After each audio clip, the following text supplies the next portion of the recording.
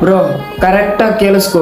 Next ಬರೋ ಒಂದು ವರ್ಷದಲ್ಲಿ ನೀನು ಹಾಕೋ ಅಫರ್ಟ್ಸು ನಿನ್ನ ಲೈಫ್ನ ಚೇಂಜ್ ಮಾಡುತ್ತೆ.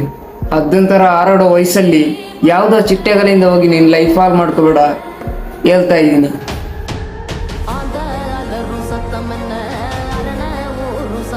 ಹೌದು ಬ್ರೋ, ನಾನು ನಿನ್ಗಿಂತ ತುಂಬಾನೇ ಹಿಂದಿದ್ದೀನಿ. I agree. ಬಟ್ ನಿಂತರ ಬಕೆಟ್ ಇಟ್ಕೊಂಡು ಮುಂದೆ ಹೋಗುವ ಅವಶ್ಯಕತೆ ನನಗಿಲ್ಲ, ಅಷ್ಟೇ.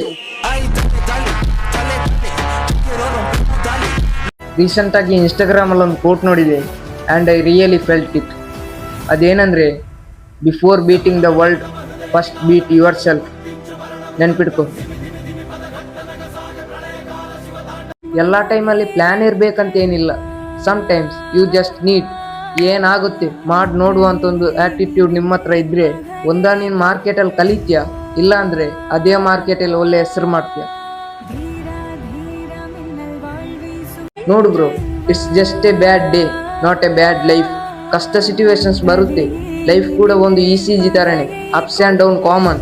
ಆದರೆ ಒನ್ ಥಿಂಗ್ ಮೈಂಡಲ್ಲಿ ಫಿಕ್ಸ್ ಮಾಡ್ಕೊ, ಎಷ್ಟೇ ಕಷ್ಟ ಆದರೂ ಸಹ ಸ್ಮೈಲ್ ಮಾಡಿ ಕಮ್ ಬ್ಯಾಕ್ ಮಾಡೋದನ್ನು ಯಾವತ್ತೂ ಮರಿಬೇಡ.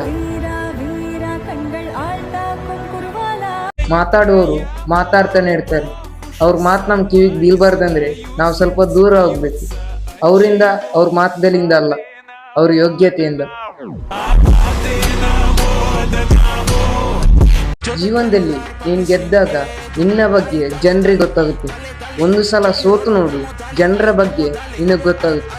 ಯಾರು ನಿನ್ನ ಆತ್ಮೀಯರು, ಯಾರು ನಿನ್ನ ಸ್ನೇಹಿತರು ಅಂತ ಕ್ಲಿಯರ್ ಆಗಿ ಗೊತ್ತಾಗುತ್ತೆ.